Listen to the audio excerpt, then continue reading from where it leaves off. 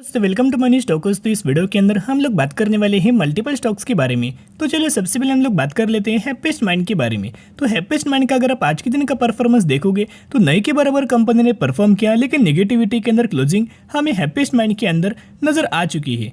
तो चलिए happiest mind के अंदर बहुत सारे पॉजिटिव हमें अपडेट्स आ चुके हैं, तो एक एक अपडेट्स के बारे में हम लोग बात कर लेते हैं। सबसे पहले कंपनी बहुत अच्छी कंपनी फंडामेंटली बहुत ज़्यादा स्ट्रांग निकल के आ रही है। तो बेसिकली कंपनी का मैक्सिमम के अंदर परफॉर्मेंस देखोगे तो अभी भी कंपनी 44% की गिरावट के अंदर हमें करंट बेसिस के ऊपर ट्रेड कर रही है।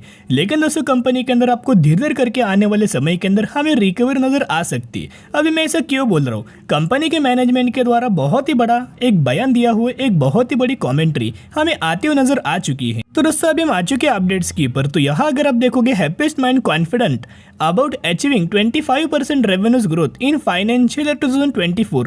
तो फाइनेंशियल ईयर आने वाले समय के अंदर किस तरीके से ग्रोथ आपको आने वाली है रेवेन्यूज के अंदर। तो जहां कंपनी के मैनेजमेंट ने बहुत ही बड़ा कॉन्फिडेंस के साथ, यानी कि कंपनी का जो मैनेजमेंट है उन्होंने कॉन्फिडेंस के साथ ये बोला गया है कि हमें हैप्पीएस्ट माइंड के अंदर जो रेवेन्यूज है उसके अंदर 25% की ग्रोथ हमें नजर आ सकती है। तो दोस्तों किसी भी कंपनी का अगर मैनेजमेंट इस तरीके से अगर आपको स्टेटमेंट दे, इस तरीके से आपको बयान दे, तो बहुत ही आने वाले समय के अंदर कंपनी का रेवेन्यूज के अंदर उतने अमाउंट ऑफ जंप हमें आ सकते हैं। नहीं कि कंपनी का मानना है कि 25% का ग्रोथ आ सकता है, तो हो सके तो कंपनी का जो ग्रोथ आने वाला है 25% से ज़्यादा ही आपको ग्रोथ नज़र आ सकता है। देखिएगा बेसिकली मैनेजमेंट कभी भी अगर बयान नहीं देता, लेकिन जब भी दोस्तों मैनेजमेंट बयान देता है तो उनको कंफर्म पता होता है कि आने वाले समय के अंदर इस तरीके से कंपनी ग्रोथ दे सकती है।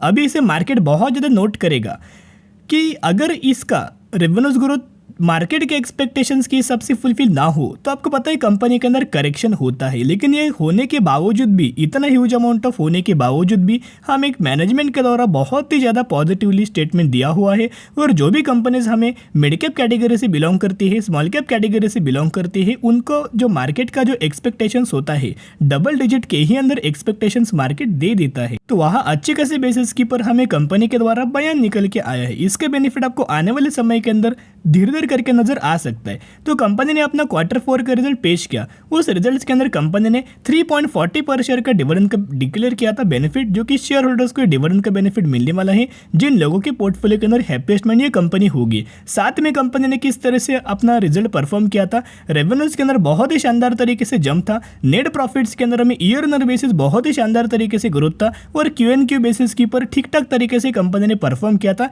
लेकिन पिछले क्वार्टर से इस क्वार्टर के अंदर बढ़ते मैनर में ही कंपनी ने परफॉर्म किया था।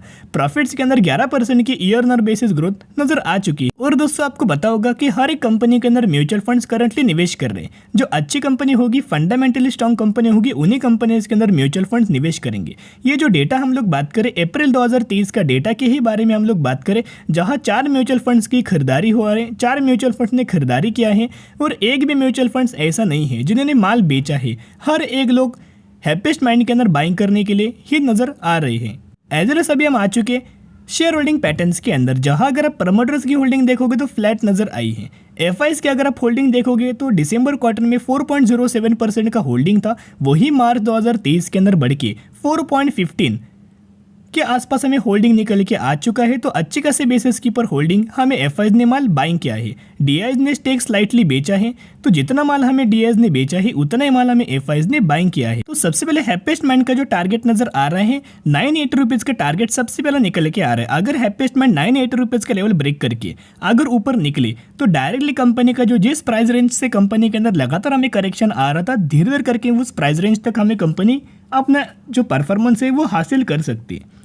तो चलो अभी हम बात करेंगे नेक्स्ट कंपनी के बारे में, जो कि हम लोग बात करने वाले हैं आरवीएनएल के बारे में। बेसिकली मैंने पहले ही आपके साथ बोला था कि ये कंपनी बहुत ज़्यादा हायर प्राइस के ऊपर करंटली चल रहा है। अगर आप ऊपर लेवल के ऊपर बाइंग करेंगे तो आप ट्रैप हो जाएंगे और आप बेसिकली सेल भी नहीं कर पाएंगे। करंटली अगर आप देखोगे तो आरवीएनएल के अंदर आज के दिन भी 5% का लोअर सर्किट हमें लग चुका है। लोअर सर्किट के अंदर बेसिकली होता क्या है, आप बाइंग तो कर सकते हो, आप दोस्तों बाइंग तो कर सकते हो, लेकिन आप सेल नहीं कर सकते। ओके, आप सेल बिल्कुल भी नहीं कर पाएंगे। तो अभी करंटली कंपनी के अंदर लोअर सर्किट हमें जारी नजर आ रहा है। अब जिन लोगों ने 70 रुपीज़ के ऊपर बाइंग किया होगा, 80 रुपीज़ के ऊपर बाइंग किया होगा, 90 रुपीज़ के ऊपर बाइंग किया होगा, उनको कोई भी टेंशन नहीं है। जिन लोगों ने 110 रुपए के ऊपर बाइंग किया है, 120 रुपए के ऊपर बाइंग किया है, 130 रुपए के ऊपर, 140 रुपए के ऊपर बाइंग किया है, यानी कि जिन भी लोगों ने तेजी के पीछे खरीदारी किया है, उन्हीं लोगों को करंटली हमें प्रॉब्लम्स फेस करना पड़ रहा है। तो कंपनी पहले कहाँ तक हमें गिर सकता है, कहाँ तक कंपनी का लोअर सर्किट कंटिन्यू हो सकता है। चलिए अभी हम बात करते हैं टेक्निकल चार्ट पैटर्न्स के बारे में। तो अभी हम आ चुके टेक्निकल चार्ट पैटर्न्स के ऊपर। यहाँ अगर आप देखोगे कंपनी का क्लोजिंग हमें इस प्राइस रेंज के अंदर नजर आए हैं 122 रुपीज़ के आसपास। तो सबसे पहले कंपनी का जो सपोर्ट लेवल हमें नजर आ रहा है 115 रुपए के आसपास सपोर्ट लेवल हमें RVNL के अंदर नजर आ रहा है। यानी कि अगर कंपनी 115 रुपए के आसपास आए तो यह सपोर्ट लेवल कंपनी ले सकती है। लेकिन दोस्तों यही अगर कंपनी ने सपोर्ट लेवल नहीं लिया तो सेकंड जो हमें सपोर्ट लेवल है वो 100 रुपीज़ का है। तो 100 रुपीज़ के आसपास भी हमें RVNL कंपनी आती हुई नजर आ सकती है। लेकिन अगर आपको कंपनी 115 रुपए के आसपास भी मिले वहीं से आप कंपनी को बाय ऑन स्ट्रेटेजी अप्लाई करना। अगर दोस्तों कोई बहुत बड़ी करेक्शन नहीं होने वाला, बाय ऑन स्ट्रेटेजी अप्लाई करना और कंपनी के अंदर लंबे समय के लिए होल्ड करना। जो भी लोग कंपनी के अंदर निवेश करना चाहते थे उनको वो कंपनी अच्छे खासे लेवल्स के ऊपर आपको बिलोंग करेगी। 115 कंपनी आए, 110 आए, 105 आए, बाय ऑन स्ट्रेटेजी अप्लाई करना। 100% अमाउंट एक ही बार निवेश मत करना। ऐसी गलती दोस्तों कोई भी नहीं करता। तो जिसके चलते धीरे धीरे करके SIP करना स्टार्ट करना। अच्छी कंपनी है, फंडामेंटली कंपनी बहुत ज़्यादा स्ट्रांग है और जितने भी गवर्नमेंट्स के प्रोजेक्ट्स मिलते हैं सबसे पहला प्रेफरेंस RVNL यही कंपनी को हमें दिया जाता है। तो दोस्तों जो अच्छी कंपनी होती है उसे गिरावट के ही अंदर हमें बाइंग करना होता है। चलिए अभी हम बात करेंगे वरुण बेवरेज के बारे में। तो मैंने पहले भी बहुत बार आपके साथ शेयर किया था, अगर कंपनी करंटली जिस लेवल्स के ऊपर ट्रेड कर रही है आने वाले समय के अंदर कंपनी मिलने नहीं वाली। रिजल्ट जब कंपनी ने पेश किया तो रिजल्ट से पहले मैंने बहुत बार बताया था कि कंपनी का बिजनेस बहुत ही स्ट्रांग है। कंपनी के जितने भी प्रोडक्ट्स होंगे आप 100% समर महीने के अंदर यूज़ करते ही होंगे।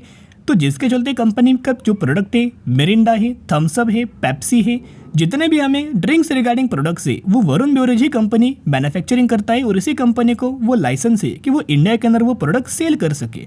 जहां अगर आप वरुण बेवरेज का परफॉर्मेंस आज के दिन देखोगे 6.5% की रैली नजर आई। एक्चुअली 7 से 7.5% की रैली आई थी, लेकिन क्लोजिंग होते होते स्लाइटली प्रॉफिट बुकिंग नजर आ चुका है और 1605 रुपए की क्लोजिंग वरुण बेवरेज के अंदर नजर आ चुकी है। तो वरुण बेवरेज के अंदर जो तेजी इसके पीछे की वजह क्या है? सबसे पहले कंपनी का Q4 का रिजल्ट।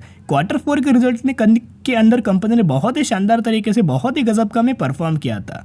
तो अगर कोई भी कंपनी रिजल्ट्स के अंदर परफॉर्म करे, लोगों को पता होता है, म्यूचुअल फंड्स को भी पता होता है, FIDIs को भी पता होता है कौन सी कंपनी अच्छा में परफॉर्म कर सकते हैं। उन्हीं कंपनीज के अंदर वो ह्यूज अमाउंट ऑफ बाइंग करते हैं। तो जिसके चलते क्या करंटली हमें वरुण बेवरेज के अंदर निवेश करना है? तो दोस्तों बिल्कुल भी नहीं। जब आपको कंपनी इस प्राइस रेंज के अंदर मिल रहा था, जिस प्राइस रेंज के अंदर स्लाइटली डिप्स के अंदर कंपनी मिल रहा था, तभी आपको कंपनी के अंदर खरीदारी करना था। मैंने उसी वक्त आपके साथ शेयर किया था, पहले भी मैंने बहुत बार शेयर किया था। ये ऐसी कंपनी है ज़्यादा आपको गिरावट नहीं होता, लेकिन गिरावट भी अगर होता है तो वहाँ 100% बाइंग हमें निकल के आती है। बहुत सारे लोग इस बाइंग हमें उस गिरावट के अंदर करते हैं।